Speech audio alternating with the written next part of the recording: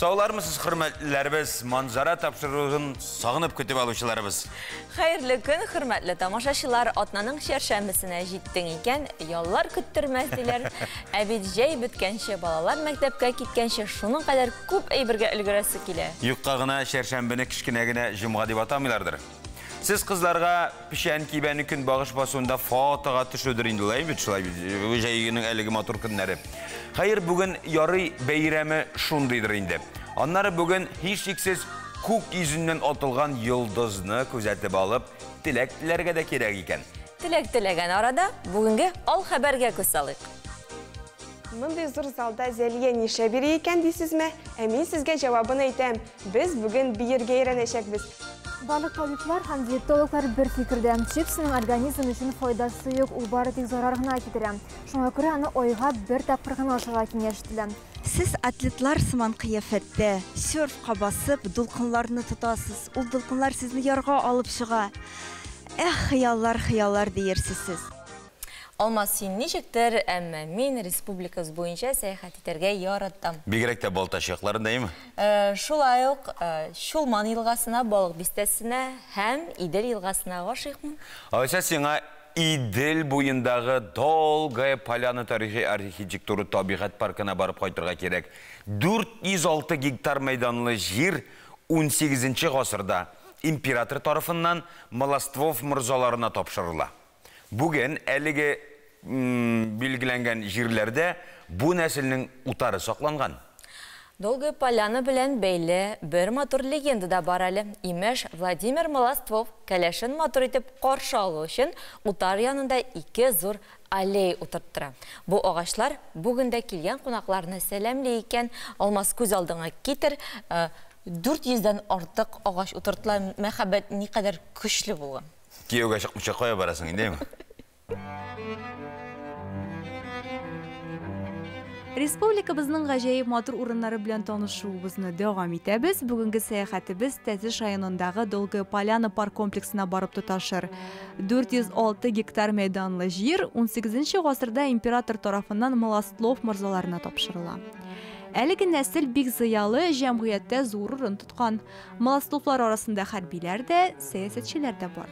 Нәселнең соңгы ирзаты Владимир мисал өчен Тәтеш уездының җитәкчесе була. Хәзерге заман күзлегеннән караганда бу район башлыгы кебек. Бүгенгә кадәр яхшы хәләттә сакланылган йортны да ул төзетә. Биредә бик озак еллар балалары, оныклары хөрмәтен күреп яшәргә хыяллана, тик уйлаганча барып чыкмый. Владимир өйләнгәнче үк булачак гаиләсен күзаллый. Ата-анасы кебек үк озак еллар тигез тормыш күрергә тели. Менә бу Алтай чыршысын күрәсезме? Аны Владимирның әти-әнисе энҗе туйларына утырткан була. Бүген агач гаять зур 34 метр биеклеккә үскән. Ул җирле халык өчен гадәти чыршы түгел, мәхәббәт символы икән. Барып кочакласаң, сине гомере буе яратучы, хөрмәт итүче кешене очратасың ди. Агач дигәннән Владимир да үзенең сөйгән ярына мәхәббәтен агач утыртып дәлилли. Моның өчен өйгә таба көнчыгыштан көнбатышка һәм көньяктан төньякка таба карагай агачларыннан 2 зур аллея ясаттыра. Себердән кайтарылган әлеге гаҗәеп матур агачлар келәшне 2 яклап сәламнәргә каршы алырга тиеш була. Һәр аллеяда 460лап агач санала. Ни өчен 2 аллея дип сорарсыз? Бар да гади. Владимир келәше Елизаветаның кайсы юл белән килүен тәгаен белми, шуңа да 2 юлны агач диварлар белән бизәтә. Владимир белән Елизаветага әти-әни булу бәхете татымый, әмма алар икесе дә балаларны ярата. Елизавета крестьян балалары өчен мәктәп оештыра, укыту методикасы буенча Толстойдан киңәшләр сорый, хат алыша. Елизаветаның рус географик җәмгыяте әгъзасы булуы мәгълүм. Алар бу җиргә бик күп төрле үсемлекләр алып килеп утырта. Күбесе әлегә кадәр сакланылган, алар кызыл китапка кертелгән. Мласловлар йортыннан аска таба төшкәндә Елизавета чишмәсенә тап булырсыз. Легенда буенча, мондагы су шифалы, теләге булган һәр кеше дә күпилдә чума ала. Ел буена җитәрлек көч аласың диләр. Инде бу тарихи урынның төп һәйкәле йортка кайтык. Революциядән соң аннан бик күп әйбер чыгарыла. Хуҗабикәне исә 1929 елның җәендә янәшәдәге агач йортка күчерәләр. Бу урында коммунист яшьләре мәктәбе ачыла. 1931 елда Елизавета Малостлованың тырышлыгы белән йорт язучылар союзына тапшырыла. Соңнан биредә балалар интернаты ачыла. 2000 елдан төзекләндерү эшләре алып барыла. Йорт музей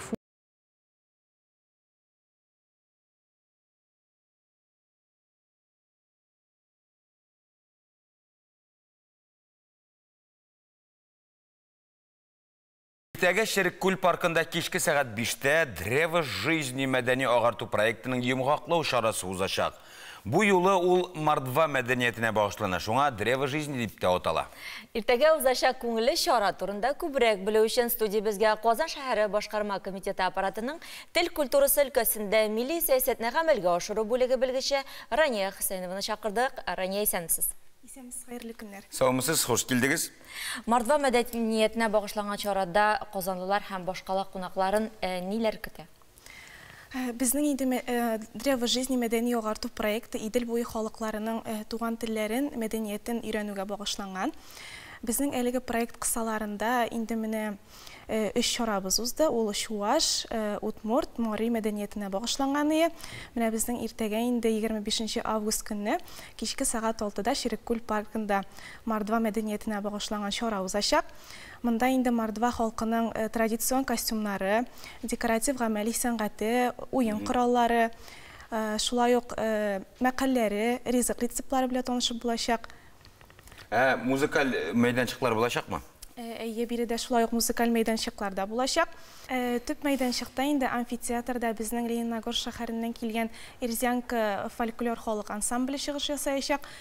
Шулай ук инде Татарстан халыклары дуслыгы йортының от оймы халык җыр ансамбле чыгыш ясаячак. Шулай ук Юлия Рахманюк һәм инде Казан шәһәренең Зәкәрия күпмилләтле фолк төркеме чыгыш ясаячак. Димәк, катнашучылар бөтен республикадан җыелган булып чыга.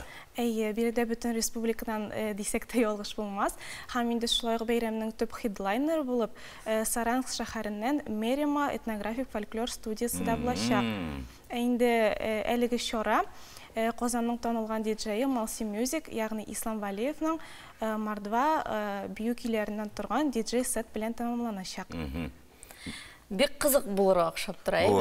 Кичтән башланып, төне буе гөрли торган бәйрәм алар өчен. Яшьләр бәйрәме һәм белгәнебезчә иртәгә буласы бәйрәм Древо жизни мәдәни агарту проектының йомгаклау чарасы. Менә сезнең фикерегезчә куелган максатларга ирешеп булдымы?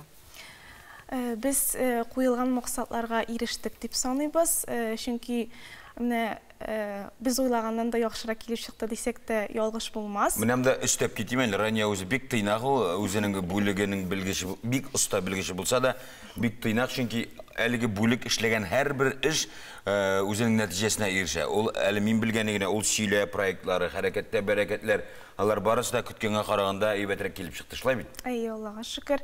Һәм инде тагы шуны да әйтеп китәргә кирәк, әлеге проект Казан мэриясе һәм Татарстан халыклары ассамблеясе оештыра әлеге проектны. Россия халыкларының мәдәни мирас елы кысаларында Татарстан Республикасы президенты каршындагы татар телен һәм Татарстан Республикасында яшәүче халыклар вәкилләренең туган телләрен саклау һәм үстерү мәсьәләләре комиссия ярдәме белән гамәлгә ашырыла. Әлеге комиссияны Аллага шөкер без яттан беләбез исемен, чөнки бик күп эшләр эшләнә. Һәм Мордва мәдәнияте белән якынрак танышырга теләүчеләр булса, димәк, кайда, кайчан, нинди вакытта килергә тиеш? Мордва мәдәнияте белән танышу өчен сезне 25 август көнне кичке сәгать 6-да Шәреккүл паркында барыгызны да көтеп калабыз. Бик зур рәхмәт. Кыру ирекле, шулай дип әйтергә кирәк. Кем тели җанына инде мәдәни һәм рухи азык алып кайтырга тели икән, Шәреккүлгә рәхим итсен. Ул Шәреккүлнең мәхәббәт аркасы урнашкан парк дип әйтсәк, кайберләр бәлки белеп тә бетермидер. Шәһәрнең нәкъ үзәгендә.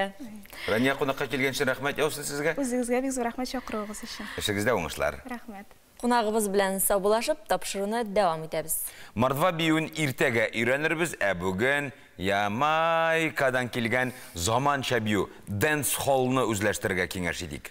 Әлеге биюнең нечкәлекләрен хәбәрчебез Зәлия Галиева үзләштереп кайтты. Мындай зур залда Зәлия нише бері екен дейсізме? Мен сізге жауабын айтам. Біз бүгін бейерге үйренешекпіз. Әйе бейерге. Бізге мұны хореограф Эльмира Бакиева үйретешек. Мен де түзімсізлік білән күтем, сіз де біздің білән қалығыз. Эльмира, сен мақсус бейі түгіреклеріне ердің ме? Есе өзің өз білгішлігің білән бейерге үйрендің ме? Әлбәттә, мен махсус бию түгәрәкләренә йөрдем. Беренче тапкыр мен 10-нчы сыйныфта мәктәптә бию түгәрәгенә бардым. Анда мен 2 ел эстрада биюләре бийдем. Аннан Казанга күченгәч, минем университетта бик күп бию коллективлары бар иде. Син биюнең нинди төре белән шөгыльләнәсең?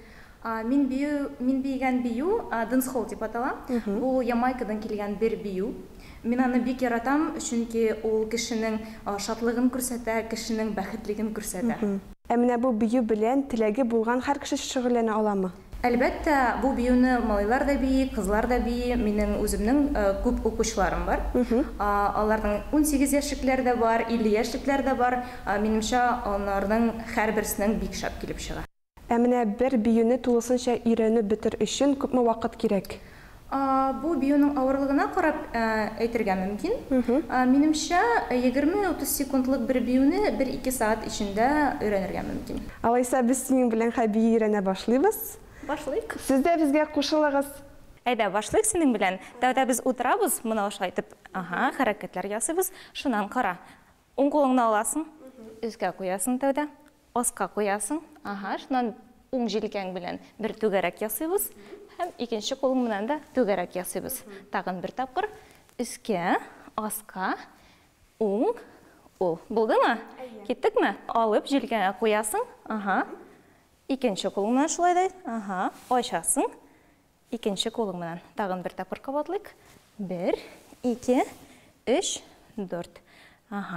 Аннан күкрәгең белән бер дулкын ясыйбыз.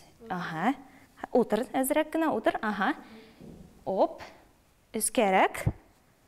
Оп, бер дулкын ясыйбыз. 1, 2, 3, 4. Дәвам итәбез. Уң кулыңны алып, хәзер бер түгәрәк ясыйбыз. Шуннан икенче түгәрәк ясыйбыз бында. Һәм аста. Өстә беренче түгәрәк. Аста, уртада. Һәм аста бер түгәрәк. Оп. Бында булды. Тагын бер тапкыр кабатлыйк. Өстә бер түгәрәк, уртада бер түгәрәк, һәм аста бер түгәрәк. 5, 6, 7, 8.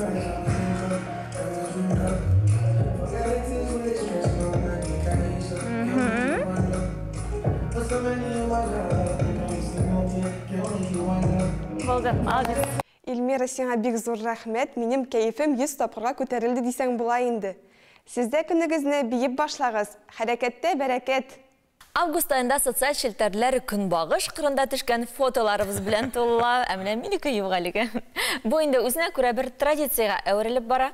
Көнбагыш исемендә үк әйтелгәнчә, һәр вакыт кояшка карый, ягъни кояшка бага. Баксаң, көнбагыш кояш артыннан бурылып йөреп, күбрәк яктылык һәм җылылык тупларга тырыша икән. Бу аңа бал кортларын җәлеп итү өчен бик кирәк. Үзенең эчке биологик сәгатьләре буенча иртән көнчыгышка, кичен көнбатышка карый. Табигать үзе бер мөгъҗиза, алмаз. Килешәсең? Әлбәттә.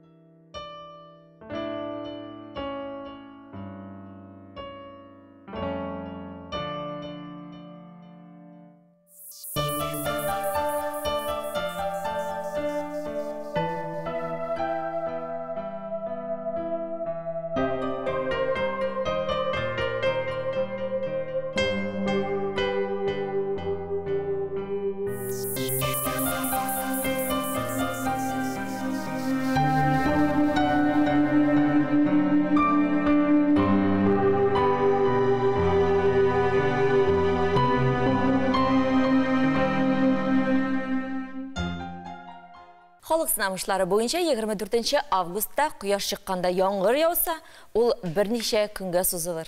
Игътибар иттеңме? Яумады буга, әйме? Яумады. Ярар, біз түгел мәгълүматпен танышыйк.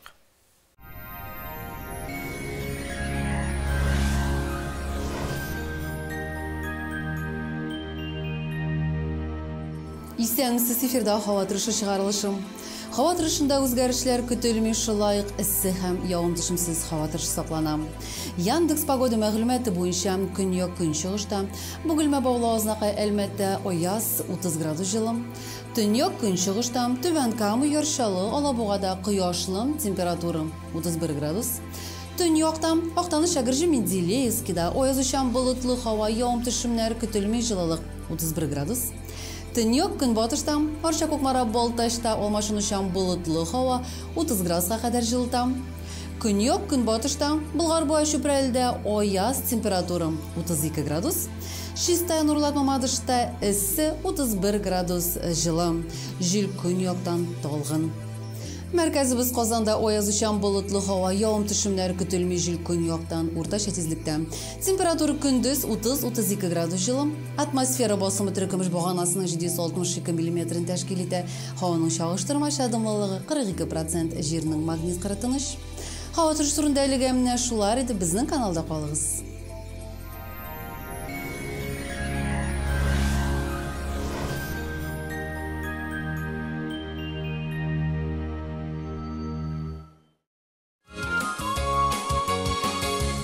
Алмазның яраткан сәхифәсенә килеп җиттек. Алмаз.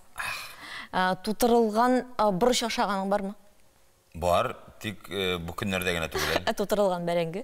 Тутырылган бәрәңге? Ансы менә беренче мәртәбә ишетәм. Ничек ул тутырылган бәрәңге? Менә син бакчадан яшь бәрәңгене казып алып, аны суда пешереп, майда сикертеп ашап карадыңмы әле быел? Ул хатирәләрне искә төшерәсе килә. Бала чакта дип әйтсәң, бала чакта дип әйтү бигрәк тә дөрес түгел әле. Һаман да бала чага. Авылда яшәгән чорларда, мәктәптә укыганда яшь бәрәңгене аласың, аны суда пешерәсең, аерым бер кичкенә генә тәлинкәгә ислимай саласың, катык һәм шуны бакчага чыгып ашыйсың. Кемдер әле каймак белән дә ярата. Без гаилә белән шулай итәйек. Алмаз хисләнә торсын. Кадерле тамашачылар, әбез тәмле булсын сәхифәсен карыйк. Бүген Резда Хусайнова бәрәңгенең тутырылганын пешерергә киңәш итә. Исәнмесез, хөрмәтле тамашачылар. Без сезнең белән бүген зәңгәр экраннар янында тагын бер тәмле ризык әзерләрбез, Алла бирсә. Ул бик тиз әзерләнә. Кичтән әзерләнеп пешеп калган бәрәңгегез булса кабыклы, кабыгын чистартып, менә шулай аны ит белән тутырып пешереп була. Бәрәңгене инде шулай суда пешереп алдык һәм чистарттык. Яшел борчак кирәк булыр. Ит, сыр, йомырка, каймак, өстенә әзрәк кенә бизәр өчен помидор кирәк булыр безгә һәм инде яшел тәмләткечләр. Эшебезне иң беренче без бәрәңгедән башлыйбыз. Бисмиллаһир-рахманир-рахим. Бәрәңгене урталай бүләбез. Бәрәңгенең зуррагырагы булса, бик тә әйбәт була. Шулай бәрәңгенең эчен алабыз.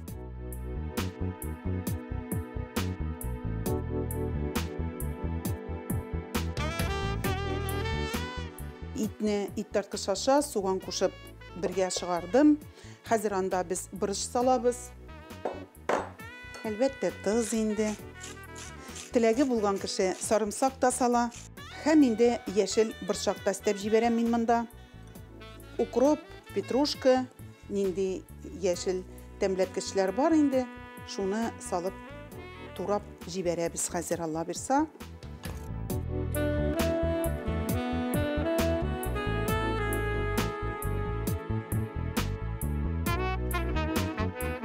Безнең фаршыбыз әзер булды. Хәзер инде без аны бәрәңгеләр өстенә салып чыгабыз.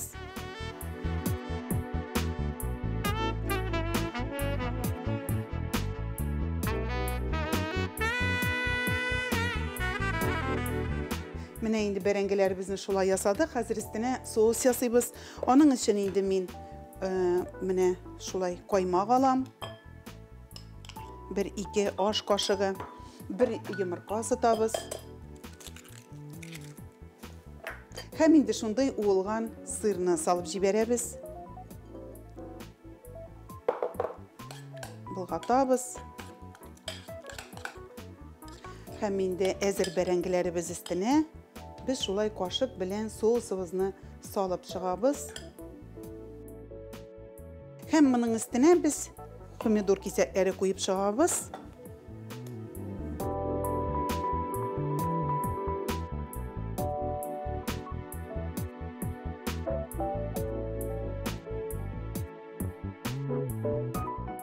Табага әз генә шулай су салып җибәрәбез, бик күп кирәкми, 1-2 эш кашык. Һәм инде 180 градуслы мичкә 15 минутка куябыз. Бисмиллахир-рахманир-рахим, Аллага тапшырдык. Менә шулай. Менә инде тәмле исләрен чыгарып, безнең ризыгыбыз әзер булды. Менә субханаллах, шундый алтын су төскә кереп.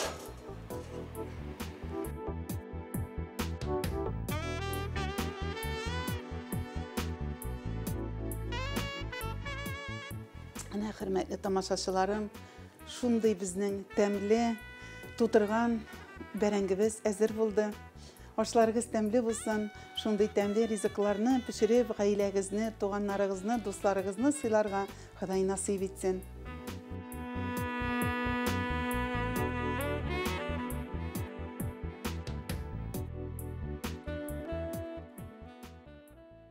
Әлбәттә, матбугат чаралары өлкәсендә эшләүче хезмәткәрләрне, үзебезнең коллегаларны без һәр вакыт кунакка чакырып торабыз. Шуңа күрә Сабантуй журналының баш мөхәррире Зилә Фәйзуллинаны игътибар һәм хөрмәт белән каршы алыгыз. Зилә, саумсыз, хуш килдегез. Исәнмесез. Хәерле көн. Август айында укучыларны ниләр көтә? Август айы инде укучыларга килеп җитте. Күрәсезме, ул нинди якты?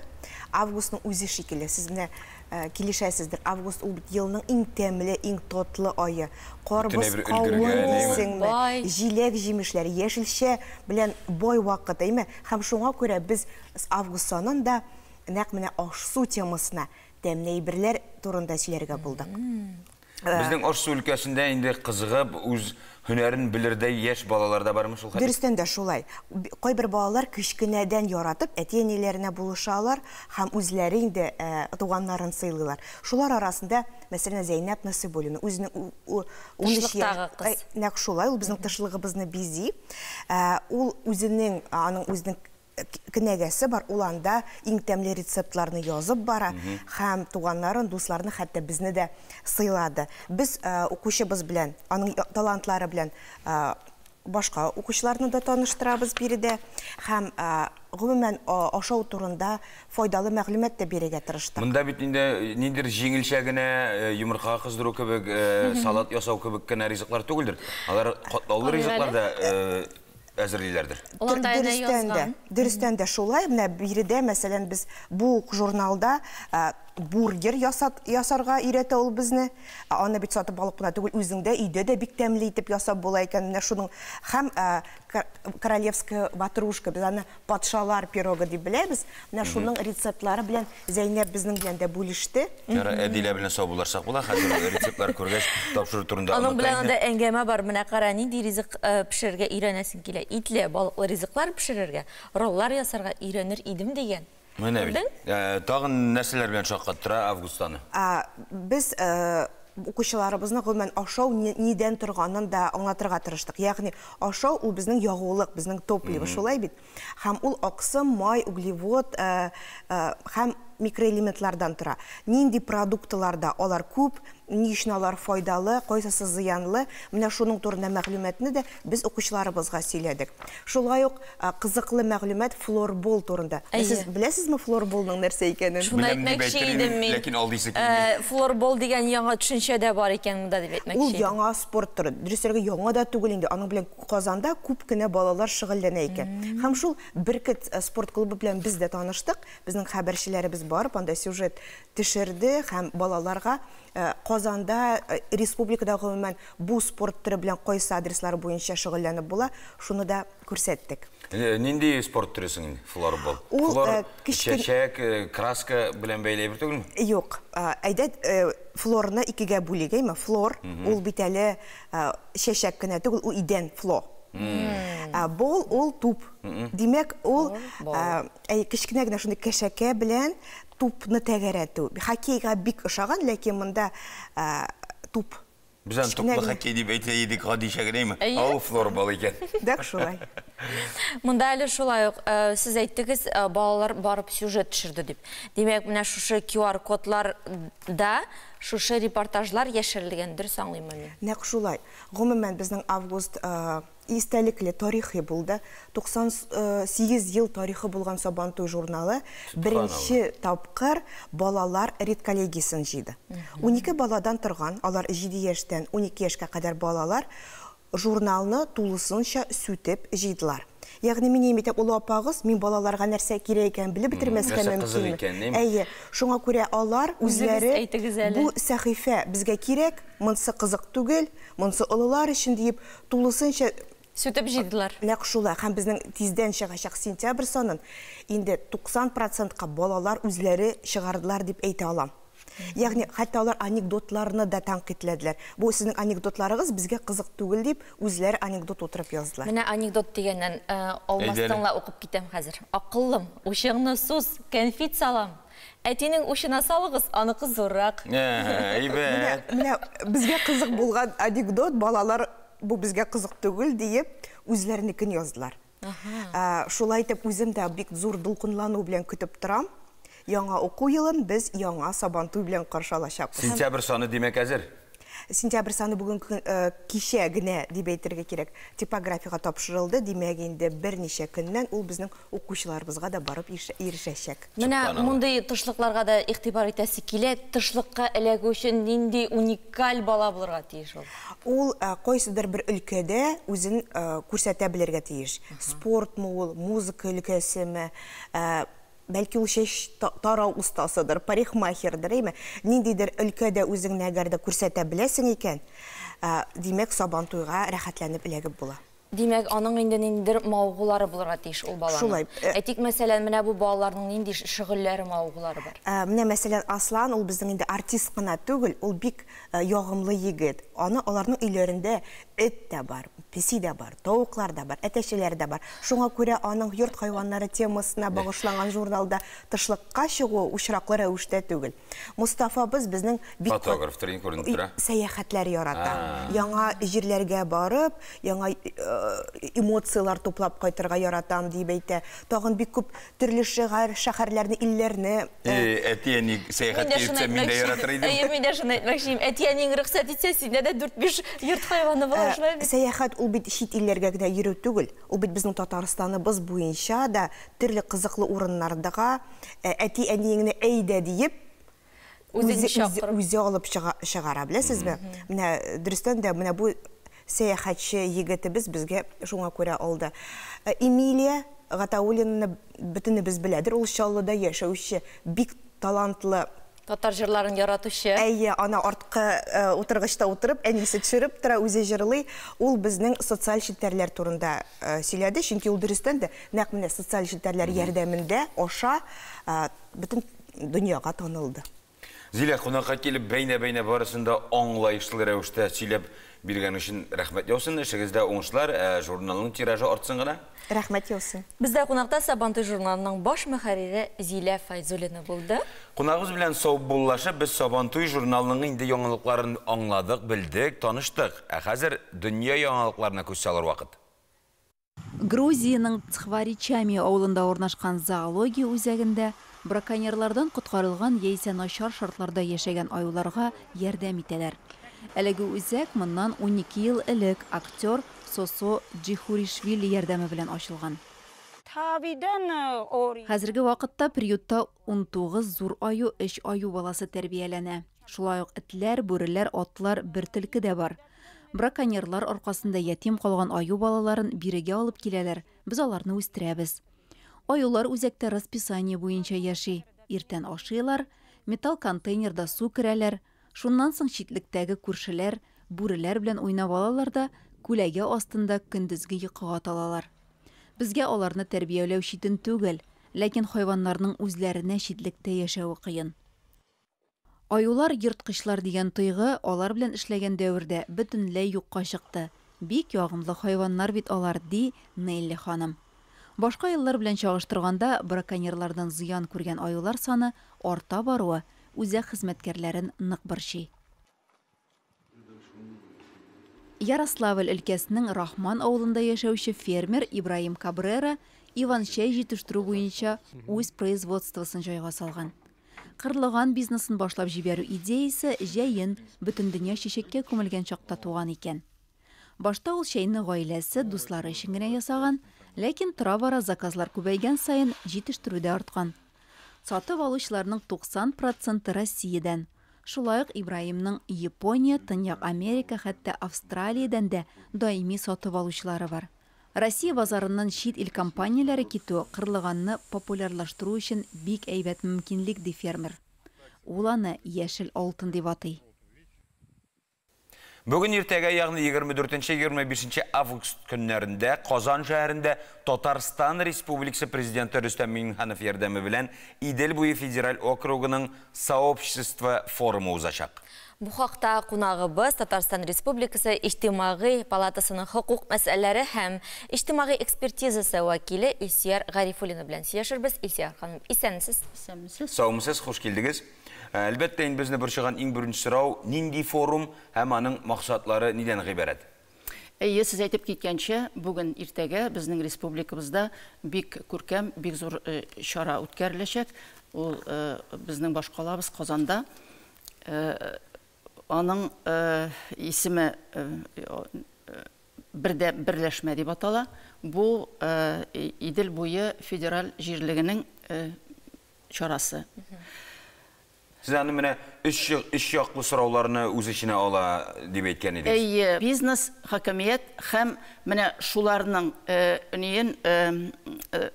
эшләү сыйфатын күтәрү өчен социаль проектларның нәтиҗәле гамәлгә ашыру һәм хезмәттәшлекне үстерү ролен үти. Бу форум җәмгыять арасында өч яклы диалог өчен ашык эш мәйданчыгы булдыра. Менә бу тамашачыларга бәлки аңлашылып та бетмидер ул. Нинди оешмалар соң коммерцияле булмаган оешмалар? Ул оешмалар коммерция булгачтан кеше үзенә нинди дә булса файдаларга тиеш. Шулай бит. Бу менә бу проектлар өстендә эшләгән бу коммерцияле булмаган оешмалар, алар үзләренең эшләре өчен генә үзләренә файда алалар, калганы шушы эшне гамәлгә ашыруга багышлана. Шуңарга күрә алар шул некоммерческий дип аталалар инде. Безнең республикабызда алар күбәү, безнең битараф булмаган кешеләребез бик күп.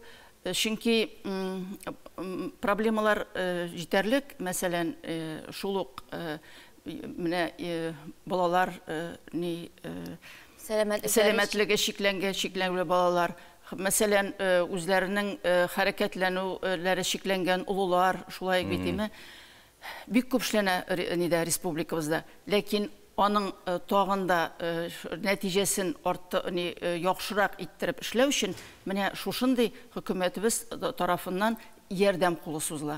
Ул проектлар, ул бездә генә түгел, ул бөтен Россия буенча. Шуңарга күрә менә быелгы форумның аның төп темасы да атала мәдәниятләр күп төрлелеге, гражданлыклар бердәмлеге дип атала. Идел буе федераль округында инде безнең республика иң алдынгылардан берсе булганга күрә, Идел буе тулысынча безгә җыела Казанга киләчәк. Шулай бит? Әлбәттә, безнең үзебезнең килгән кунакларыбыз белән, үзебезнең тәҗрибәбез белән, үзебезнең эшебез белән мактанырлыгыбыз да бар.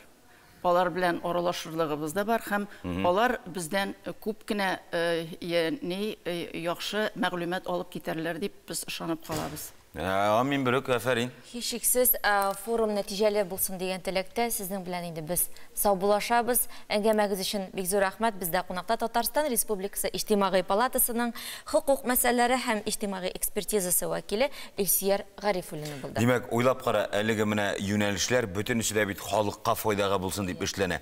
Һәм Идел буе федераль Мин тагын сүзегезне бүлеп бер генә сүз әйтеп китим әле. Бу нигә форумга бит әзерлек 5 июльдән үк башланды.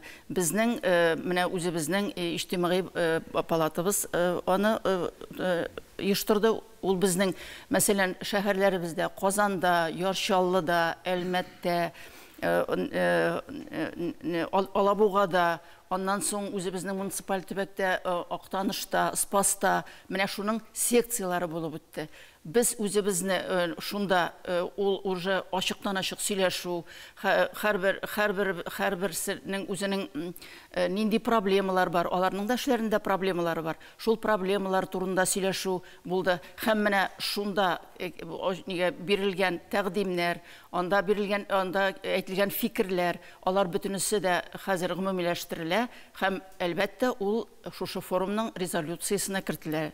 Bütün Respublika bilen forumga hazırlanırlar. İdil boyu federal okrugu, İdil boyu tübeginde işlevşi, yaşavşi, devlet vekilleri foruma kilip faydalı məlumatlar toplap, halka faydalı işçilik jitkirlik etip qaytıp bita kursunlarıyla. Biz alarını kütüp qalabız. Çünkü bik anda diskusyonun plaşatkalar, anda tügerek üsteller, türlü formatda bir-birin bilen aralaşu hem üzüne kirekli məlumatını alu mümkünlüğü tuaşaq. Rahmet yolsun, biz sizinle sağbulaşarız, forum neticeli üçün. Biz tamaşaçılarımız bilen hava turuşu bilen tanışıyıq.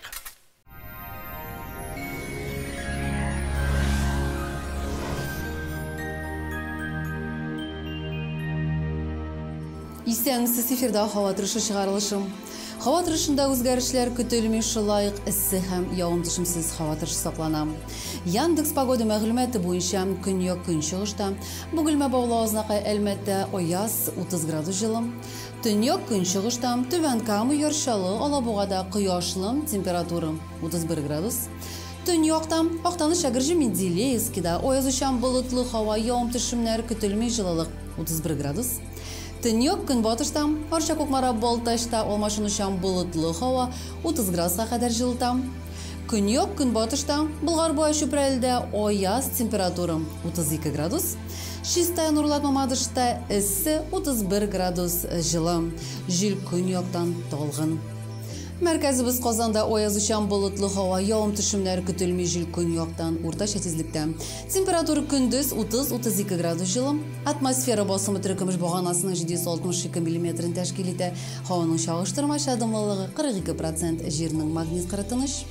Һава торышы турында әлегә менә шулар иде, безнең каналда калыгыз.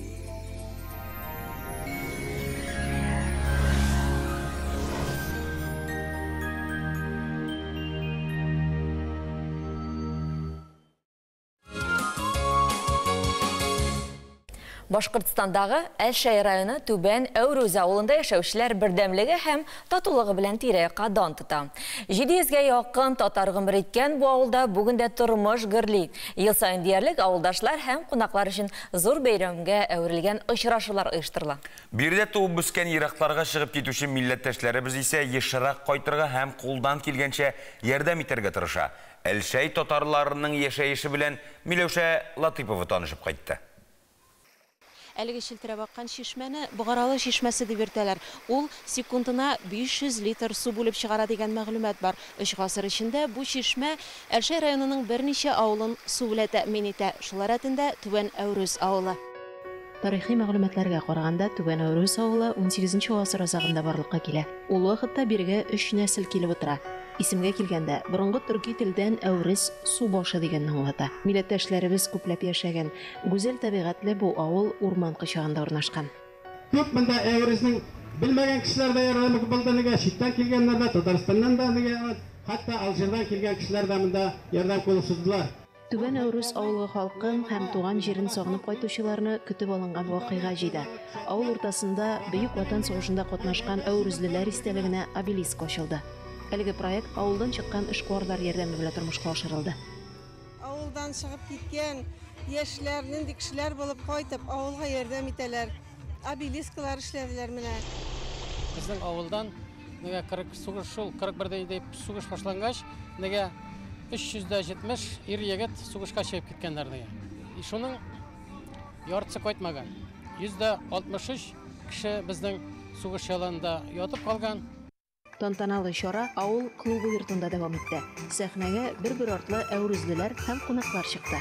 Авыл хакимияте тарафыннан рәхмәт сүзләре, бүләкләр тапшырылды. Туып үскән җирләрен онытмыйча һәрвакыт кайтырга талпынучылар арасында зур уңышларга ирешкән милләттәшләребез дә бар. Монда кайткач, шул бәләкәчәктә йөргән урыннар, урманнар күреп, шатланып, ягы көч алып китәсең. Бүген Түбән Әүрүс авылында 700-дән артык кеше яши. Әлеге санны киметмичә, киресенчә, авылның җанын ныгытучылар арасында 6 бала әнисе Гөлнара Садыкова. Милләттәшебез сөйләвенчә, ишле гаиләле булу үзе зур бәхет. Бала тәрбияләүе бүгенге көндә ничек әйтергә, эшләсәң, барсы да акчаң булса, балаларны тәрбиягә рәхәт хәзер. Бөтен әйбер бар. Ярдәм итәләр балалар, Аллага шөкер, рәхмәт аларга. Менә әле улы кызыбыз бүген 3-нчегә бәбәй көтә. Мин укыйм 9-нчы класста, 9-нчы классны беттем. Яшьләр хәзер бөтенесе шәгәргә чыгып китәргә башалар. Бөтенесе менә 9-нчы класстан чыгып китә, әз кеше торып кала. Каникулларны көттем, дусларым кайтты, уйныйбыз. Bütün günler oynayabiliriz, futbol oynayabiliriz, всегда oynayabiliriz. Su kırırga kütəbiz hazır. Papatın aşağı oturasınız mı işkine? Ayı. Nişlisiz anda papatın? Şimişka aşırız, söyləşəbiz. Әүрүзлеләр туган җире һәм әлбәттә якташлары белән дә чиксез горурлана. Россия герое полковник Рафик Ихсанов та нәкъ шушы авылда туып үскән. Ул шулай ук туган җиренә һәрвакыт ярдәм итәргә тырыша. Тантана вакытында герой исемен йөрткән Түбән Әүрүс авылы мәктәбенә мемориаль тактаташ куелды. Bizning avulimizni bütün bo'lgan Boshqirdistonga, Rossiyaga, может даже СНГга, chet ellarga taratgan bizning giroyimiz bor. Rafik Rashidullo Ihsan bizdan bilan g'ururlanamiz. Bu endi bizning avulning yuzak qo'shi, bizdan har vaqtda maqtanib so'raymiz.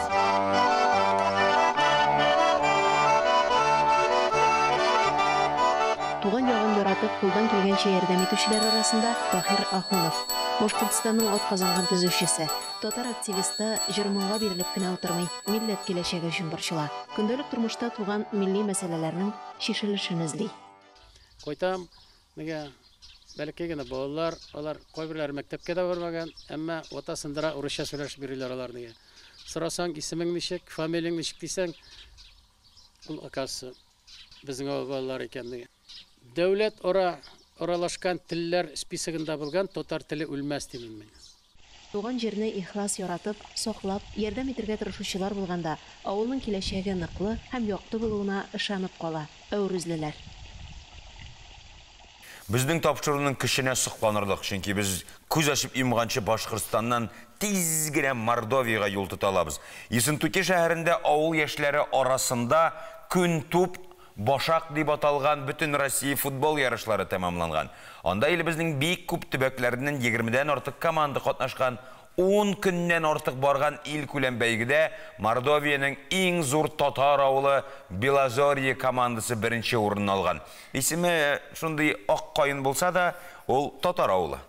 Җиңү уңайыннан республиканың татар эшмәкәрләр клубы футболчылар хезмәтенә зур аш мәҗлесе уздырган, авылны бөтен илгә таныткан малайларга бүләкләр тапшырганнар. Дөресен әйтик, Мордовия татарлары дигәч, күпләр аларны бары тик эшмәкәрләр яисә мәчетләр салып намазга йөрүче диндар кешеләр итеп кенә күз алына китерә торганнар. Ә бит алар тормышның бөтен тармагы белән дә ныклап шөгыльләнүче, уңган һәм булдыклы мишәр татарлары. Алар икътисад, сәнәгать, фән һәм спорт юнәлеше буенча да еллар дәвамында республикада зур эш алып баралар. Хәйриячелектә һәм мохтаҗларга ярдәм итүдә дә аларның өлеше әйтеп бетергесез. Егетләрнең Ессентукига бару, яшәү чыгымнарында эшмәкәрләр үз эшләренә алганнар. Без мәчет эшләренә генә түгел, үзгә эшләргә дә күп әтелде инде хәзер спортка күп әһәмият бирәбез. Шулай ук безнең теге балалар хоккеймен занимается, көрәшмен занимается, аларга бик күп тоже ярдәмнәребезне бирәбез. Как бы теге урамда азып ите бирәгенчә, алар балаларыбыз мәчеткә йөри, спортмен занимается күп, и поэтому безнең шундый бигенге сиккән Аллага шөкер результатларыбыз да бар. Мордовияның иң зур татар авылы Белозерьеда 3000-нән артык кеше гомер итә. Авылда халык акчасына салынган 8 мәчет эшләп тора. Мәчетләр каршында хоккей һәм футбол командалары оешкан. Алар ел дәвамында авылда үзара ярышлар уздыралар. Авылданын яклап читтә дә көч сынашалар. Авылның Белозерье дип аталган хоккей командасы ел сайын районда гына түгел, республика күләмендә узучы турнирларда катнашып җиңү яулыйлар. Аларга да спорт киемнәрен эшмәкәрләр алып бирә. Юл, кунакханәдә тору чыгымнарында алар каплый. Балалар өчен акча зәл түгел, балалар өчен акча түгәргә кирәк, аны түкминчә булмый. Алар отсыннар, стимул булсын үзләренә, яхшы гына интереслары күберәк, әрәнәләр неге уйнарга итәргә. Футбол командасының тренеры, авыл мәктәбенең физкультура укытучысы Наим Яңгилишев белдергәнчә, Ессентукида узган бәйгедә илебезнең төрле төбәгеннән иң көчле 16 команда катнашкан. Шуңа күрә ярыш бик кискен һәм җитди була. Ничек кенә булмасын, Белозерия малайлары туган якларына җиңү белән бергә чемпион кубогында алып кайталар. Ә бүген исә эшмәкәрләр авылның хәләл кафесына әле яңа гына Бөтен Россия футбол бәйгесендә беренчелекне алып, чемпион исеменә лаек булган авылдаш яшүсмерләрне кунакка чакырганнар. Алар уже не первый раз выиграли республиканские соревнования, алар выиграли по Волжье, алар заняли Россия 3-е место по мини-футболу, потом в прошлом году алар заняли 2-е место, в Ессентуках был турнир, в этом году мы уже заняли 1-е место. Тренер Наим сүзләренә караганда, футболга йөрүче балалар укуда да сынатмыйлар, атнасына 5 тапкыр тренировканда калдырмыйлар, әле мәчеткә, намазга йөрергә дә вакыт табалар. Футбол полезный спорт, анда егырга кирәк, итәргә кирәк, как бы дыхалка полезна, анда хочется, чтобы мясо занимались видами спорта любыми, полезно. Альхамдулилля, джимагарим, аткайман, бакайман, эммасери, намазда да, айтка да. Намазларны укыйсың? Да, альхамдулилля, намазларда укыйбыз. Ессентукида җиңү алып кайткан һәм авылданын еракларга тараткан 16 малайга һәм аларның тренерларына эшмәкәрләр акчалата бүләкләр һәм республика баш каласы Саранскига бер көнлек сәяхәткә бару өчен сертификат тапшырдылар.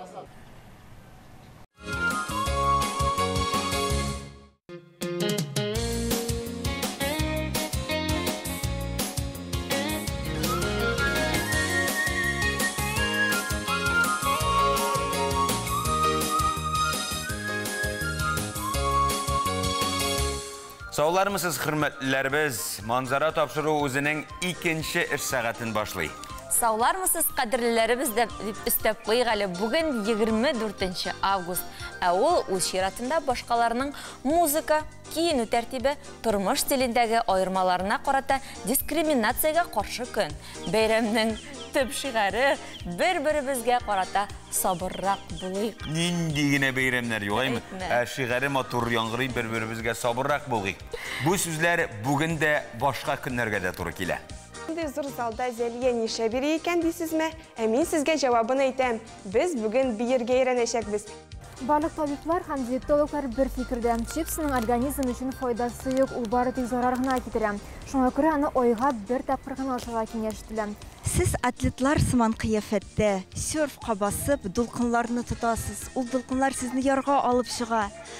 Хыяллар диерсез сез. Замандар сәхифәсенең бүгенге герое Яңа Шишмә районы Зирәкле авылында тормыш итүче Мидхәт Газимов. Авыл халкы аңа музей бабай кушаматы таккан. 62 еллык тарих укытучысы стажы бар икән. Моннан кала ул авыл музейында оештыручы, бүген советник вазифасында. Яраткан шөгыле шәҗәрәләр төзү. Үзенең 9 буын нәсел шәҗәрәсен булдырган күршеләре, авылдашлары, райондашларына да булыша икән. Тарихта без без республика күләм шәҗәрәләр бәйгесе катнашучылары белән танышуыбызны дәвам итәбез. Бу юлы без сезне Яңа Шишмә районы Зирәкле авылында гомер итүче 9 буын нәсел шәҗәрәсен булдырган Газимовларга кунакка алып килдек. 497 исеме билгеле булган зур нәселнең башлыгы Мидхәт Газимов. Кушаматы буенча музей бабай. Аны алай авыл халкы атап йөртә. Мидхәт әфәнденең 62 еллык тарих укытучысы стажы бар. Моннан кала ул авыл музейында оештыручы. Бүген советник вазифасында. Армиядан кайткачтан 64 елны мин инде кешеләрнең исем фамилияләре, атасының исемнәре белән кызыксына башладым. Туган еллары, үлгән еллары белән кызыксына башладым. Чөнки кеше үзенең иченче буыныннан ары китә алмады. Мин аңа шул кадәр гаҗәпләндем. Мәйтәм, ничек инде олай үзеңнең бабаңны белмәскә мөмкин. Менә шуннан инде, мәсәлән, минем дә Газимов Гариф Газимович. Газимовның бит чын фамилиясе ничек була? Газимның атасын табырга кирәк булды. Мөхәммәд Карим. Сказкага таянып инде Кәримнең дә, Мөхәммәд Кәримнең дә әтисен таба алдым. Рахим Кул. Аннан соң инде Рахим Кулның әтисе Әмир. Менә шушы бөтенесен әгәр туган елларына чагыштырып әйтсәң, шушы 1770 елга кадәр тишеп була. Кайбер нәселләр белән авылдагы 1710 елга кадәр чалдым. Газим бабай нәселен өйрәнгәндә Татарстан Милли архивында сакланган 1858 елгы 10 ревизия сказкасыннан, 1904 елда төзелгән Зирекле авылы планыннан, яңа кушымта итеп бирелгән приговорны Татарстан һәм Уфа дәүләт архивларында сакланылган метрика язуларыннан файдаланды. Авыл советында сакланып калган Зирекле авылы буенча хуҗалык китаплары да ярдәм итте Мидхәт абый. Ул тапкан мәгълүматлар йөзләгән якташларына шәҗәрә төзергә булышкан.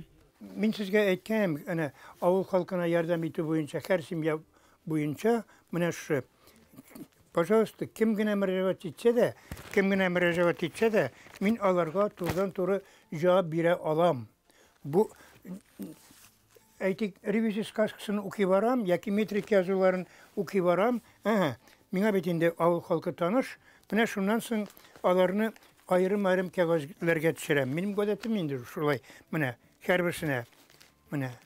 Авыл, мәктәп, колхоз тарихы, туган як бәйтләре. Булар барысы да Мидхәт абыйның фәнни хезмәт нәтиҗәләре. Бүген 54 китап иҗат иткән. Музей бабай үзенең фәнни эзләнүләре белән бик күп тарих сөючеләрне канатландырган. Әтисенең бер туганы оныгы Гөлфия Хәлиуллина да шәҗәрә төзү эшенә үз өлешен керткән. Ул Газим бабайдан алып, аның буаларын, оныкларын, оныкчыкларын туплау эшен алып барган. Һәр кайсының нәрсә белән шөгыльләнгәннәрен дә язып барган. Газимның бит инде 9 баласы, 9 баласының 4 малай 5 кыз. Алар шуның хәтле авылда данлыклы гаиләләр, бүгенге көндә дә Газим нәселе дип йөртәләр безне. 4 малай да Газимның бер туган ир туганы Гәрәй, балтастасы, умартачылык, бакчачылык белән шул буыннан бирле 5 буынына бүгенге көнгә килә. 5нче буын булып минем энем Газимов Нияз, аның кызы, менә шул эшләр ичесендә бүгенге көндә дә әле дәвам итә безнең, әлхәмдүлилlah. Менә кызларга килгән вакытта, кызлар кул эшләре белән, аш-су белән, бәйләү, тегү, сугу белән бик данлыклы булалар. Авылыбызның кызларына һәр вакытта үрнәк итеп, Газимныкылар кебек уңган булыгыз, Газимныкылар кебек тырышыгыз дип әйтеп, һәр вакытта Газим кызларын үрнәккә әйтәләр. Гөлфия ханымның төп максаты үз нәселенең һөнәрләрен саклап калу. Бүген алар элекеге заманнардагы кебек иске сөлгеләрдәге бизәкләрне намазлык сөлгеләрдә кабатлый. Киләчәктә Газимов гаиләсенең аш-су китабын да булдырмакчы була ул. Бу нәсел кызлары бүгендә шәкшәк бавырсакларны тел йотарлык итеп пешерәләр ди Гөлфия ханым. Газимовлар галим-мугалимнәр нәселдә әле. Әлегә 22 кешенең укытучы булуы билгеле. Газим бабайның улы кызы Мөгаллимә авыл мәчете манарасыз булган чорда да җомга намазлары уздырган. Хәзерге буында намазда. Мидхәт абый 81 яше белән барса да фәнни эшен туктатмый. Авылда туучы үлүчеләр санын алып бара. Кешеләргә шәҗәрәләр төзергә булыша. Үземнең иң зур байлыгым километрлар белән саналган басмаларым түгел, кадерле гаиләм ди ул. Зәйтүнә апа белән 56 ел бергә тату тормыш күрәләр. 5 балалары, 9 оныклары, 2 оныкчыклары бараларның. Нәсел җепләренең дәвамчылары алар. Бик ышанам, алгы көндә безнең тарих дәвам ителер, табылырлар дәвамчылар, эшләре нәшер ителер. Иртәгә Шәреккүл паркында кичке сәгать 5-тә Древо жизни мәдәни агарту проектының йомгаклау чарасы узачак. Бу юлы ул мордва мәдәниятенә багышлана, шуңа Древо жизни дип тә атала. Иртәгә узачак күңелле чара турында күбрәк белү өчен студиябезгә Казан шәһәре башкарма комитеты аппаратының тел культурасы өлкәсендә милли сәясәтне гамәлгә ашыру бүлеге белгече Рания Хусейнованы чакырдык. Рания, исәнмесез? Исәнмесез, хәерле көннәр. Саумысыз, хош килдегез. Мордва мәдәниятенә багышланган чарада казанлылар һәм башкала кунакларын ниләр көтә? Безнең инде Древо жизни мәдәни агарту проекты Идел буе халыкларының туган телләрен, мәдәниятен өйрәнүгә багышланган. Безнең әлеге проект кысаларында инде менә 3 чарабыз узды. Ул Чуаш, Удмурт, Мари мәдәниятенә багышланган иде. Менә безнең иртәгә инде 25 август көнне кичке сәгать 6-да Шәреккүл паркында Мордва мәдәниятенә багышланган чара узачак. Монда инде Мордва халкының традицион костюмнары, декоратив гамәли сәнгате, уен кораллары, шулай ук мәкалләре, ризык рецептлары белән танышып булачак. Музыкаль мәйданчыклар булачакмы? Әйе, биредә шулай ук музыкаль мәйданчыкларда булачак. Төп мәйданчыкта инде амфитеатрда безнең Лениногорск шәһәреннән килгән Эрзянка фольклор халык ансамбле чыгыш ясаячак. Шулай ук инде Татарстан халыклары дуслыгы йортының от оймы халык җыр ансамбле чыгыш ясаячак. Шулай ук Юлия Рахманюк һәм инде Казан шәһәренең Зәкәрия күпмилләтле фолк төркеме чыгыш ясаячак. Димәк, катнашучылар бөтен республикадан җыелган булып чыга. Әйе, биредә бөтен республикадан дисәк тә ялгыш булмас. Һәм инде шулай ук бәйрәмнең төп хедлайнеры булып Саранск шәһәреннән Мерима этнографик фольклор студиясы да булачак. Инде әлеге чара Казанның танылган диджеи Малси Music, ягъни Ислам Валиевның Мордва бию көйләреннән торган диджей сет белән тәмамланачак. Бик кызык булырга охшап тора. Кичтән башланып төне буе гөрли торган бәйрәм алларга. Яшьләр бәйрәме һәм белгәне бишә иртәгә буласы бәйрәм Древо жизни мәдәни агарту проектының йомгаклау чарасы. Менә сезнең фикерегезчә куелган максатларга ирешеп булдымы? Без куелган максатларга ирештек дип саныйбыз, чөнки менә без уйлаганнан да яхшырак килеп чыкты дисәк тә ялгыш булмас. Менә монда өстәп китим әле, Рания үзе бик тыйнак ул, үзенең бүлегенең белгече, бик оста белгече булса да, бик тыйнак, чөнки әлеге бүлек эшләгән һәрбер эш үзенең нәтиҗәсенә ирешә. Ул әле мин белгәне генә ул сөйлә проектлары, хәрәкәттә бәрәкәтләр, алар барысы да көткәнгә караганда әйбәтрәк килеп чыкты, шулай бит? Әйе, Аллага шөкер. Һәм инде тагы шуны да әйтеп китәргә кирәк, әлеге проект Казан мэриясе һәм Татарстан халыклары ассамблеясы оештыра әлеге проектны. Россия халыкларының мәдәни мирас елы кысаларында Татарстан Республикасы президенты каршындагы татар телен һәм Татарстан Республикасында яшәүче халыклар вәкилләренең туган телләрен саклау һәм үстерү мәсьәләләре комиссия ярдәме белән гамәлгә ашырыла. Әлеге комиссияны Аллага шөкер без яттан беләбез исемен, чөнки бик күп эшләр эшләнә. Һәм Мордва мәдәнияте белән якынрак танышырга теләүчеләр булса, димәк, кайда, кайчан, нинди вакытта килергә тиеш? Мордва мәдәнияте белән танышу өчен сезне 25 август көнне кичке сәгать 6-да Ширек күл паркында барыгызны да көтеп калабыз. Рәхмәт. Кыру ирекле, шулай дип әйтергә кирәк. Кем тели җанына инде мәдәни һәм рухи азык алып кайтырга тели икән, Ширек күлгә рәхим итсен.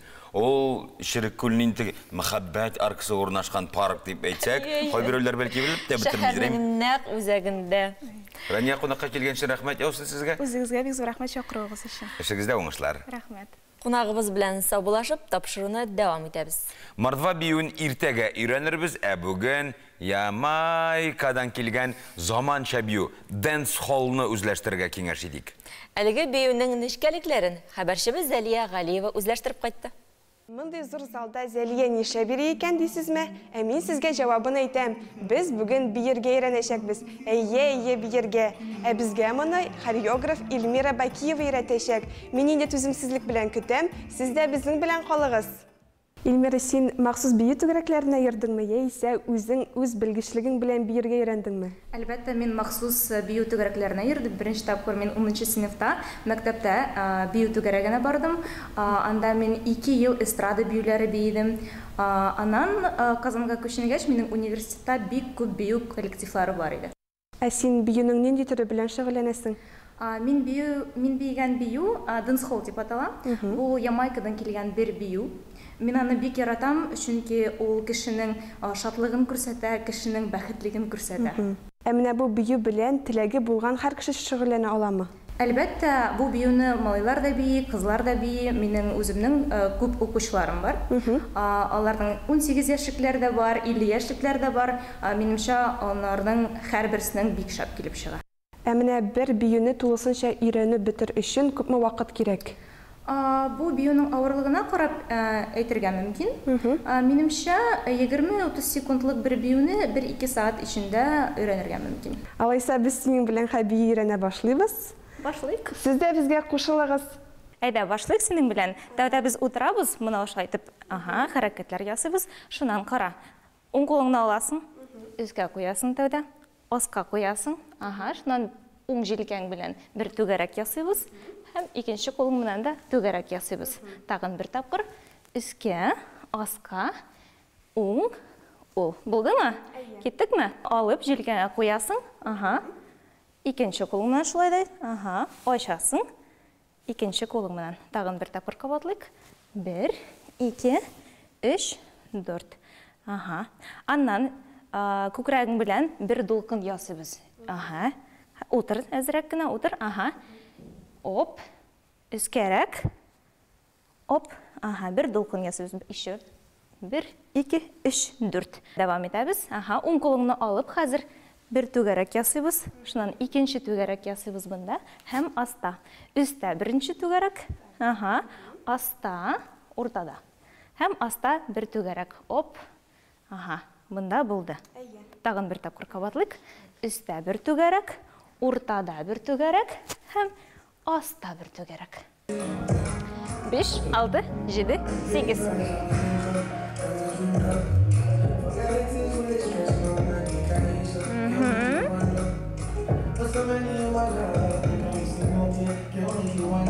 Болды, алдыз. Илмира, сеңа бик зор рахмет. Минем кәйфем 100 тапқырға көтерілді десең була инде. Сізде күнігізні бейіп башлағыз. Хәрәкәтте бәрәкәт. Август айында социаль шелтәрләр күнбагыш қырында төшкән фотоларыбыз белән тулла, әмінә мине көйівғалығы. Бу инде үзенә күрә бер традицияга әверелеп бара. Күнбагыш исемендә үк әйтелгәнчә, һәр вакыт кояшка карый, ягъни кояшка бага. Баксаң, күнбагыш кояш артыннан бурылып йөреп, күбрәк яктылык һәм жылылык тупларга тырыша икән. Бу аңа бал кортларын җәлеп итү өчен бик кирәк.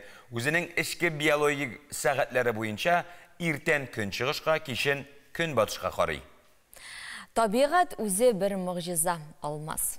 Килешәсең? Әлбәттә.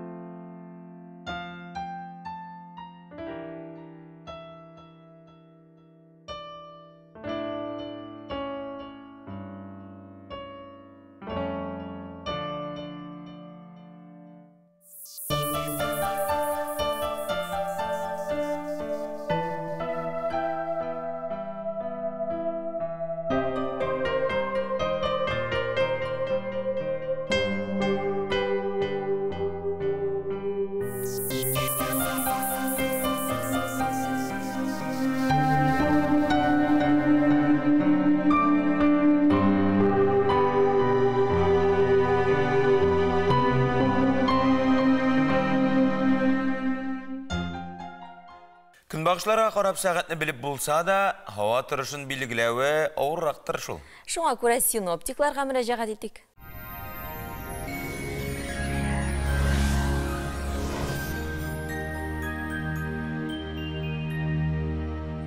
Исәңсез эфирда һава торышы чыгарылышым.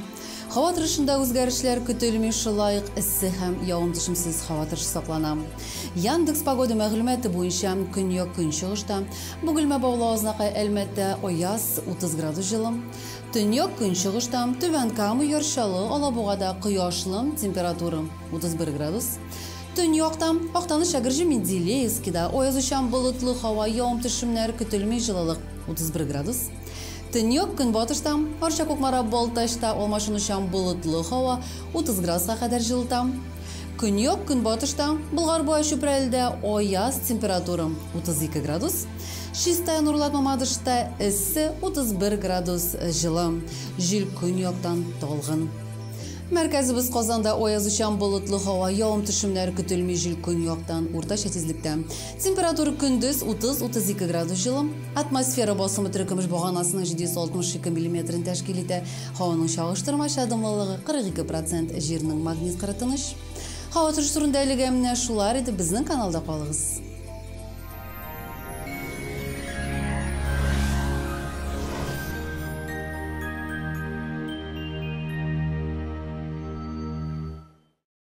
Бүген чипсылар көне икән җәмәгать.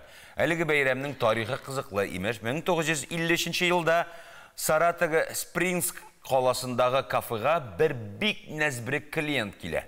Кыздырылган бәрәңгеләрен яратмый. Алар шиди. Шеф-повар үз чиратында нәрсә эшләсен инде ул? Бәрәңгене бик юқан нишке итеп турап, яңадан кыздырып карый. Нәтиҗәдә чипслар барлыкка килә. Бүген бу сыйны белмәгән кеше юк. Сәламәтлеккә файдасы булмаса да, кай вакыт аңа сизмәстән тартылабыз. Аны ашый-ашый урамнан барырга, кино карарга, дәрес хәзерләргә, тамак ялгарга була. Аны яратмаган кеше бармы икән? Сүз әлбәттә чипсы турында. Ә сез аның тарихы турында уйлаганыгыз бармы? Аны АКШның ашсу остасы Джордж Крам уйлап таба. Тимер юл магнаты Корнелиус Вандербильт кыздырган бәрәңгенең калын булуына зарлана. Пешекченең ачуы чыгып бәрәңгене бик нәзик итеп турап кыздыра. Корнелиуска ул бик ошый. Ә тиздән мондый бәрәңге ресторанның төп ризыгына әверелә. 1860 елда Крам үзенең ресторанын ача. Ә һәрбер өстәлгә чипсылы кәрзин куела. Тиздән ул АКШта бераздан бөтен дөньяга таныла. Барлык табиблар һәм диетологлар бер фикердә. Чипсның организм өчен файдасы юк, ул бары тик зарар гына китерә. Шуңа күрә аны айга бер тапкыр гына ашарга киңәш ителә. Ә инде бик каты ашыгыз килсә, үзегезгә пешерергә мөмкин. Рецепты бик гади. Моның өчен безгә 3 бәрәңге, 1 аш кашыгы сыек май, тоз, тәмләткечләр кирәк була. Бәрәңгене нәзик итеп турыйбыз, берничә тапкыр юабыз. Кагаз тостымалга куеп киптерәбез. Тоз сибеп сыек май салып болгатабыз. Микродулкынлы мичнең тәлинкәсенә пергамент куеп, бәрәңгеләрне тезәбез һәм 3 минутка мичкә куеп алабыз. Чипсы әзер. Ә сез белә идегезме, чипсыны бәрәңгедән генә түгел, тукмастан да ясарга була икән. Мондый үзенчәлекле чипсы сезнең дусларыгызны да битараф калдырмас. Суга 1 аш кашыгы тоз, 2 аш кашыгы сыек май салып кайнатабыз. 1 стакан кабырчык рәвешендәге токмачны салып 7-8 минут пешерәбез. Суын саркытып 1 аш кашыгы кукуруз аны истибез. Табага май салып токмачны кызарганчы кыздырабыз. Тәминчә тоз, тәмләткечләр, кызыл бурыч салып бутыйбыз. Чипсы әзер. Тагын бер рецепт белән бүлешәм. Монысы инде гап-гади көлшәдән. Көлшәне кисәкләргә бүләбез. Үзегезгә ошаган тәмләткечләр сибәбез. Укроп, базилик, бурыч, куркума, тоз катнашмасы яхшы. Сыек май салып яхшылап болгатабыз. Пергамент кагазга тезеп 2 минутка микродулкынлы мичкә куябыз. Тәмле чипсы әзер. Булды. Сәламәтлекне кайгыртый. Хәзер зарарлы матдә белән, ягъни чипсы белән тутыргач бигрәк тә. Узган елгаларда, күлләрдә сап такталарын күреп шаккаткан идек. Аны кемдер сап ди, кемдер сап ди. Быел җирле серферлар тагын да артты. Такталары да бераз үзгәрде. Хәзер электрофойл та йөзү популяр икән. Алмаз кадр артында моны ялкаулар тактасы дип атады. Әлбәттә. Әлеге гадәти булмаган электр моторлы тактаны хәбәрчебез Гөлнур Габдрахманова сынап кайтты. Кемнең океан янында яшәргә теләгәне бар? Күз алдыгызга китерегез. Сез атлетлар сыман кыяфәттә серфка басып, дулкынларны тотасыз. Ул дулкынлар сезне ярга алып чыга. Хыяллар диерсез. Юк. Казан шәһәренең нәкъ менә үзәгендә сез серфта йөри аласыз. Ышанмыйсызмы? Хәзер ышанырсыз.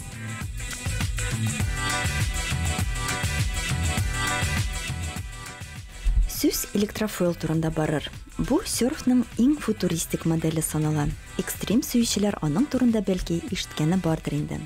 Кыскача әйткәндә, электрофойл ул электромоторы булган серф тактасы. Безгә Америкадан килгән. Ул тизлек җыеп су өстенә күтәрелә ала. Океан, диңгез, елгалар, күлләр, кыскасы бөтен төр сулыкларда да аның белән йөреп була. Дулкынлар булу мәҗбүри түгел. Электросерфта кайда һәм кайчан йөрергә икәнен үзегез сайлый аласыз. Нигә дулкыннар кирәкмиме? Чөнки ул пульттан эшли. Пульт электрофойлда йөрүче кешенең кулына киеп куела. Һәм ул кеше үзе моторны эшләтә һәм тизлеген сайлый. Кеше серфтан суга егылган очракта да серф тактасы ерак китә алмый, чөнки анда магнит бар. В этом году прям она у нас на расхват и прям радуюсь. Быел инде анарда йөрергә теләүчеләр саны бик күп. Кешенең монда йөреп адреналин алганга мин үзем дә шатланам. Электрофойл үзе моторлы серф тактасыннан гыйбарәт. Эчендә аккумуляторы бар. Мондай электрофойлны Казанда да ясый башладылар. Мин үзем дә анарда йөреп карарга җөрьәт иттем, әмма үземә буйсындыра алмадым. Бары тик ятып кына йөрдем. Анда утырып, тезләнеп һәм аякка басып йөрергә була.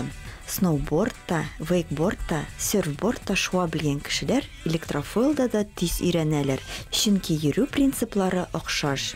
Гәүдә, җилкәләр белән юнәлеш бирергә кирәк, ди инструктор Ислам Сафиуллин. Бер тапкырда тактага басмаган кешеләр дә бу спорт төренә гашыйк булалар. Хәтта үзләренә шәхси электрофойллар сатып алалар икән. Казанда исә әле бер генә җирдә, Кабан күлендә генә бу спорт төре белән танышып була. Биредә, әгәр инструктор кирәкмәсә, арендага алып тору мөмкинлеге бар.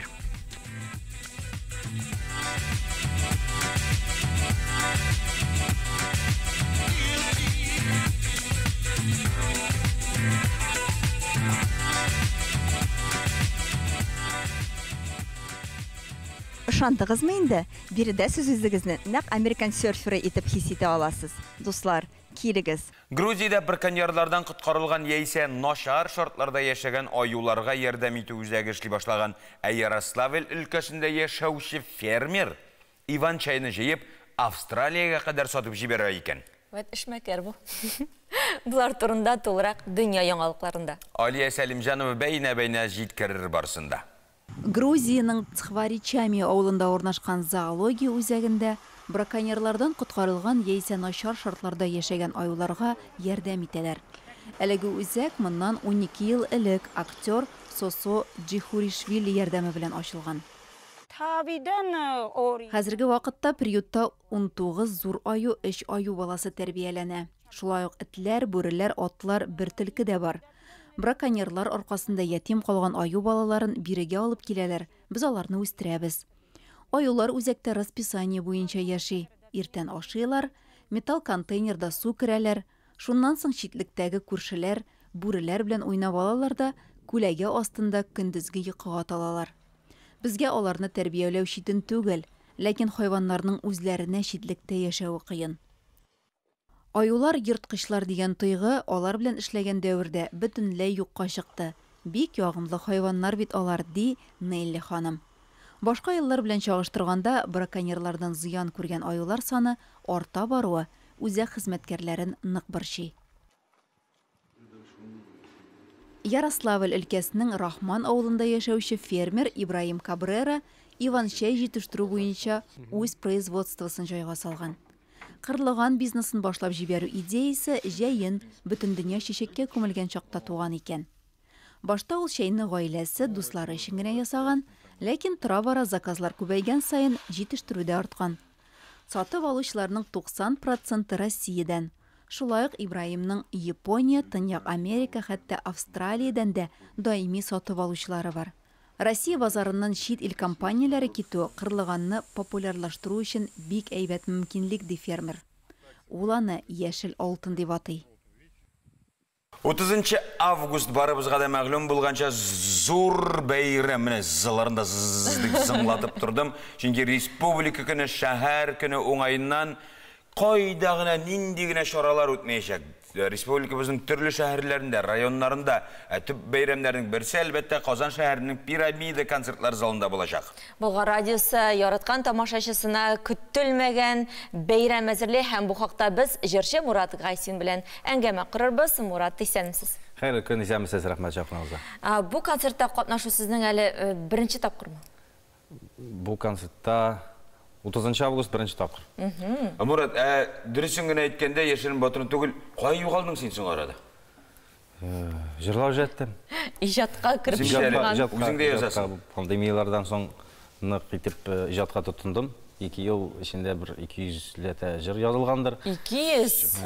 Элек җәлли идем мин аны җырчыларга. Нолларын бутамыйсың син, чынлапмы? 3 көн сайын бер җыр туып торган Алмаз. Кемгә өчәү дигез? Кемгә өчәү? Юк, 2 елга бүлгән идем мин. Сез кейін язасызмы, сүзләрен иҗат итәсезме? Кейін сүз темасын гына бирәм шигырь язучыларга. Язып бирәләр димәк инде сезгә, мәсәлән, җырчы әйтә икән, Мурат, менә миңа яңа бер җыр кирәк. Күбесенчә мин җырчыны үземнең күз алдыма китереп җырны тәкъдим итәм, әзер җырны тәкъдим итәм. Кемнәр җырлый сезнең җырларын? кім жырламай деп сұрасағыз жеңгіректер. Салауат ағай білән Элвингри ғына жырламай болайын. Қалған бүтінісінде сіздің жырлар бар. Бүтінісіне бір барам, әйткәмеше жәлейді мәлік, қазір бүтінісіне біремін. Әміне бұл Бұлғар радиосының шушы бейрам тамашасында сіздің неше жырығыз яңғырайшақ екен? Әлі программаны көрмәдім, өзімден башқа. Өзің yazған жыр білән шығыш ясыйсың? Әлбәтті, бұл елі қаман әкірін жырлап болмай деп, бұл елі дәртлі жыр, әзірек башқа ампулада өзімді шығарасы келе. Ғадатта, міне композитор өлкәсінде шәнлік алып барушыларына кімдір баянда язадылар, кімдір фортепианода, кімдір нотсын түшірі, шондық сеңа нендей ойын қырал ердемге келе? Мен ikisi де баянда рояль, сол ikisinde язам. Нәрсе құлға әләге, шондайын. Әміне мұның қадар көп санлы жырлар ижат ету, ол сіздің нешік деп айтайым енді? Аның санынан сифаты оқсам? Әй, міне қабатланмаймы сіздің ол күйлер? Сифатлы болмағанын тәқдим етмеймін, деп айтайым. Деп айтайым енді. Çünkü түрлісі бар, алаң енді керекмәгені кетіп бара. Түшіп қала. Бұлғар радиосы ұйыштырған концертте түрлі бөлеклер болашақ. Тамашашылардың түрліден түрлі сюрпризлер күте. Аның енді ең әхәмиятлісі республика ұйыштырған салют. Чөнки концерт бітуге тамашашы пирамидан шығады, салют қараяшақ. Тағын бөлектер арасында ертеңгі шей тапшыруына қонаққа келіп сөйлеше аралаша алу мүмкінлігі. Йылдызлар білән фотоға түші. Сәхне артына кіріп бұл. Тамашашы залына түсіп түгіл, сәхне артына кіріп. Бәлкі сен яңада келіп түшәрлер. Құтлаулар беру. Сен өзің тамашашы болсаң, қойсы бөлегіне отырға тілер едің? Шығып салютын қараудыр. Қансы бетінен бөлекті бұлай да қарайсың? Әлейді, артистлар білән бек фото түшәсі келмейінде. Нешлер әйдің кәң. Демек, башқасын ертеңгі шейге қонаққа бар? Анысы, әйе, 10 тапқыр бар. Бізге қонаққа келген көбір. Тағын ненде сірлері бар екен, бірнешесін ашып кетеген ұшы концертқа бәйлері өшті? Сірлеріне, мен де өзім ұйыштырушы болмаға өзімде білі бітірмін. Не үшін тамашашы міне мұнда келерге тиіш? Бәйрам күні, біздің республик күні, патриотик бәйрам біздің, ол күні ең зор залларының бірсіне келіп, татар концертін қарау, татар тамашасы үшін бек сондай бейрамше әйбір боладыр. Ағыла мұң дегеш көз олдына нәрсе келе? Мұң ағылайын оғаман. Аңламады, аңламады. Өзіңнің репертуардан да жары yok ма? Бар. Yok, анысын аңлады мен де жары екенде. Шынлап та біз Алғатаба манзараның эфирін еңдіміне шушы сіздің башқаруда бек мотор жер ағыла мұң жыры білән дәуім етербіз. Ішіңізде мұны іш дейіп атыра керектерінде ме? Яратқан іш. Оңышлар. 200 біліңіне шекленме, 2000-ге де жетсін, миллионлардан да ұртсын. Әм қабатланбыша сифатлы болсын еді әр бірсі де. Амин, рахмет. Бізді қонақта популяр жыршы Мұрат Ғайсин болды. Шудың білән манзара тапшырының 24 август шығарылышы тамам баршағызға да имен тыныш күн, сәләмәтлік һәм көңіл күрлігі тілейбіз. Сіздің білән Алмаз Гараев, Әдилә Сәфәрова болды. Эшләрігіз оң, барыр юлларығыз хайырлы болсын. Амин бір. Келесі ұшырашыларға қадар сау болығыз, хырмәтләрі біз. Күлдірдің, Алмаз, күлдірдің. Сен қайтып тұрмайын, мұнда ғана қал.